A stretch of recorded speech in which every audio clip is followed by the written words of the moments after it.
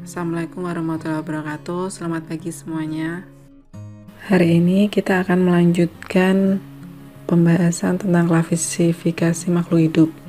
Kemarin kita sudah membahas tentang ciri-ciri makhluk hidup.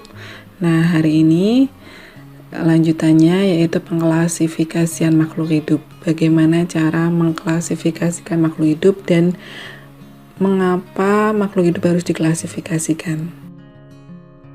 Sebelum saya lanjutkan, silahkan kalian siapkan buku paket kalian, buku paket IPA. Nah, silahkan dibuka halaman 43 tentang pengklasifikasian makhluk hidup, karena semua yang akan saya jelaskan nanti ada hubungannya dengan yang ada di isi buku itu. Saya tidak akan menjelaskan semuanya, saya hanya akan menjelaskan yang pokok-pokok saja.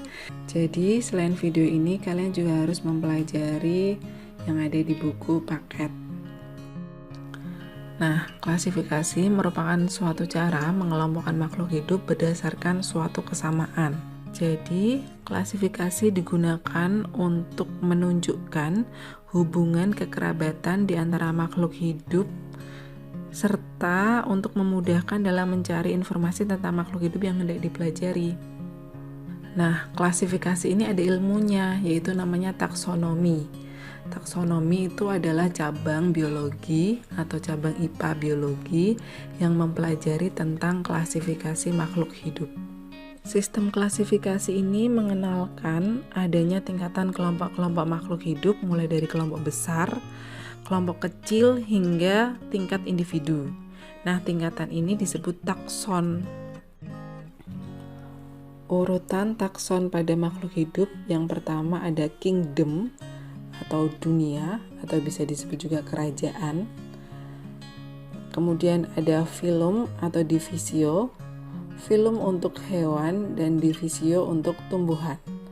Kemudian ada klasis atau kelas, selanjutnya ordo atau bangsa, familia atau suku, genus atau marga, dan terakhir adalah spesies atau jenis.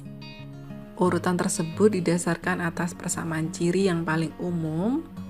Kemudian semakin ke bawah semakin banyak persamaan ciri. Jadi ini cirinya semakin khusus.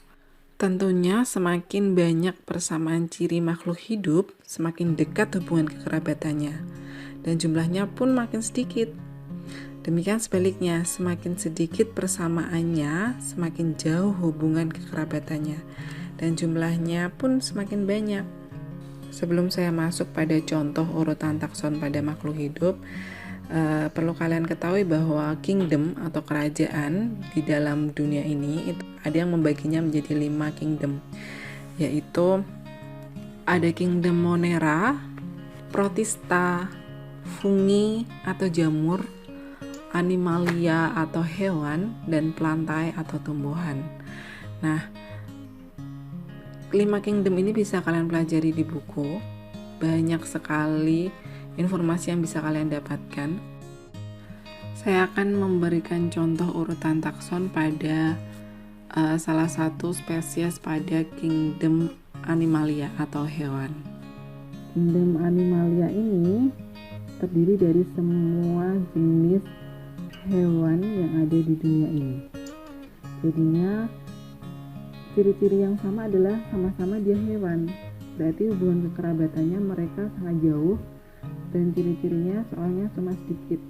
Contohnya di situ ada burung, ada ular, kanguru, ada bintang laut, kupu-kupu, kucing, ada onta, ada ikan, dan lain sebagainya.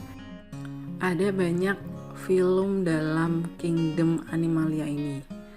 Tapi untuk contoh kali ini saya akan menggunakan phylum Chordata, yaitu dia adalah kelompok hewan yang termasuk vertebrata dan beberapa binatang yang mirip invertebrata yang memiliki ciri-ciri yang serupa. Contohnya di sini kalian bisa lihat, jadi semakin mengerucut, yaitu ikan, ada kata, ada onta, ada kucing, anjing, dan lain sebagainya itu. Dan yang tidak punya tulang belakang kayak tadi ubur-ubur, bintang laut, dia tidak termasuk film chordata, jadinya saya tidak memasukkan ke dalam film chordata, jadinya semakin mengecil. Selanjutnya di dalam film chordata pun dia ada banyak kelas-kelasnya atau klasisnya. Nah, saya mau mengerucutkannya ke dalam klasis mamalia atau hewan menyusui. Nah, yang termasuk hewan menyusui berarti ikan, katak, burung, ular itu dia tidak termasuk, jadinya saya tidak memasukkannya ke dalam klasis mamalia. Nah, yang termasuk kelas mamalia itu ada onta, mulai dari onta, beruang, harimau, kucing, anjing, dan kanguru. Dalam kelas mamalia ada banyak ordo juga. Saya cari ciri-ciri yang lebih spesifik lagi. Saya memilih ciri karnivora atau ordo karnivora. Nah, yang termasuk karnivora itu dia beruang, harimau, kucing, dan anjing. Nah, dalam ordo karnivora juga banyak familinya. Saya memilih famili yang Felidae. Yang termasuk famili Felidae adalah harimau dan kucing. Nah, di dalam famili Felidae ada macam-macam genus juga. Saya mengerucutkan lagi menjadi genus Felis. Felis itu kucing. Jadi kucing pun ada banyak macam-macamnya. Ada kucing hutan, ada kucing pasir, ada kucing rumah, dan macam-macam. Cari ciri-cirinya lagi yang sama. Nah, akhirnya mengerucut ke spesies yang paling kecil, yaitu dia spesies, saya memberi contoh ini spesies Felis catus atau kucing rumah. Nah, jadi bisa dilihat dari mulai kingdom sampai spesies. Pada kingdom itu ciri-cirinya sedikit yang sama. Nah, semakin ke bawah semakin mengerucut, yaitu ciri-ciri semakin mengerucut menuju ke spesies, ciri-ciri yang sama semakin banyak. Tetapi kebalikannya, dalam kingdom jumlah makhluk hidupnya lebih banyak, semakin banyak. Nah, semakin ke bawah jumlah makhluk hidupnya pun semakin sedikit karena ciri-ciri yang sama pun semakin banyak, jadinya makhluk hidupnya semakin sedikit. Seperti itu contohnya. Selanjutnya kita akan bahas kunci determinasi. Nah, ini pasti asing bagi kalian, jadinya harap dipahami baik-baik. Di-pause dulu misalnya ada yang kurang paham, dan tetap dibuka buku paketnya karena berhubungan. Jadinya kalau kalian nggak paham sambil baca buku paket terusan sambil lihat video seperti itu. Kalau pelan-pelan saja, di-pause, dipahami dulu, lalu baru lanjutkan lagi. Nah, kunci determinasi ini adalah salah satu cara yang digunakan untuk mengidentifikasi makhluk hidup berdasarkan ciri-cirinya. Jadinya cari persamaan ciri-cirinya terus diklasifikasikan menggunakan metode kunci determinasi ini. Contohnya, jika saya mempunyai tumbuhan lumut, suplir, jagung, kedelai, terong, dan melinjo, terus saya mau mengelompokkan tumbuhan-tumbuhan tersebut berdasarkan ciri-cirinya.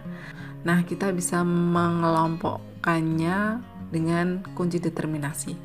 Pertama, kita cari ciri yang paling umum dahulu. Nah, hal yang perlu diperhatikan dalam kunci determinasi ini ada di halaman 50, yaitu yang pertama adalah kunci harus dikotomi atau berlawanan. Nah, yang kedua, kata pertama dalam tiap pernyataan dalam satu kuplet harus identik. Contohnya ini. Jadi, saya melihat cirinya yang paling umum yaitu berspora dan tidak berspora. Nah, berspora kan lawannya tidak berspora. Yang berspora termasuk berspora adalah lumut dan suplir. Yang tidak berspora adalah jagung, kedelai, terong, dan melinjo. Kemudian yang berspora antara lumut dan suplir saya cari lagi persamaan cirinya, yaitu berbatang jelas dan tidak berbatang jelas. Yang berbatang jelas suplir dan yang tidak berbatang jelas lumut. Untuk yang tidak berspora kita kelompokkan lagi berdasarkan persamaan cirinya, yaitu biji tertutup dan biji terbuka. Biji terbuka ada melinjo dan biji tertutup ada jagung, kedelai, dan terong. Jagung, kedelai, dan terong ini kita cari lagi persamaannya. persamaan cirinya, yaitu berkeping 2 dan berkeping 1. Berkeping 1 untuk jagung, berkeping 2 untuk kedelai dan terong. Nah, kedelai dan terong kita cari lagi, yaitu berbunga kupu-kupu untuk kedelai dan berbunga trompet untuk terong.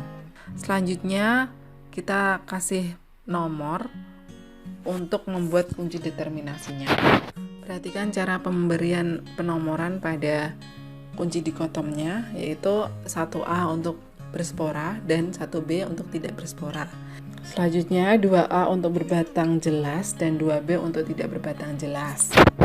Habis sampai di situ, kita beralih ke 1B tadi. 1B dibagi menjadi 2, yaitu tadi udah selesai 2, berarti sekarang 3.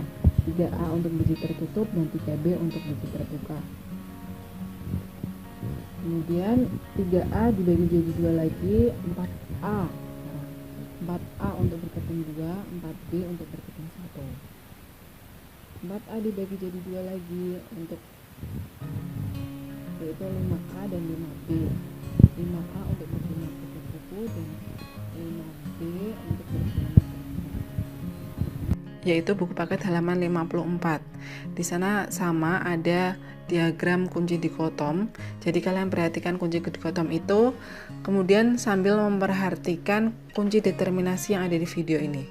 Karena kunci determinasi yang ada di buku paket ada yang kurang tepat sedikit. Jadinya kalian perhatikan diagram kunci dikotom di buku paket sambil melihat kunci determinasi di video ini. Nah, cara membuat kunci determinasinya, 1A tadi untuk tumbuhan berspora dan 1B untuk tidak berspora. Nah, 1A tadi cabangnya itu kan menuju angka 2A dan 2B. Maka ditulis tumbuhan berspora menuju ke angka 2. Nah, 1B tumbuhan tidak berspora, yang tidak berspora tadi kan cabangnya dibagi menjadi 2, itu kan 3A dan 3B. Maka dari itu ditulis angka 3. Selanjutnya langsung urutannya yang 2A dan 2B. 2A untuk berbatang jelas dan 2B tidak berbatang jelas. Yang berbatang jelas udah langsung ada jawabannya, yaitu suplir. Tidak berbatang jelas juga ada jawabannya, yaitu lumut. Lanjut ke 3A dan 3B. 3A untuk biji tertutup, 3A ada cabangnya lagi, yaitu 4A dan 4B. Maka ditulis angka 4.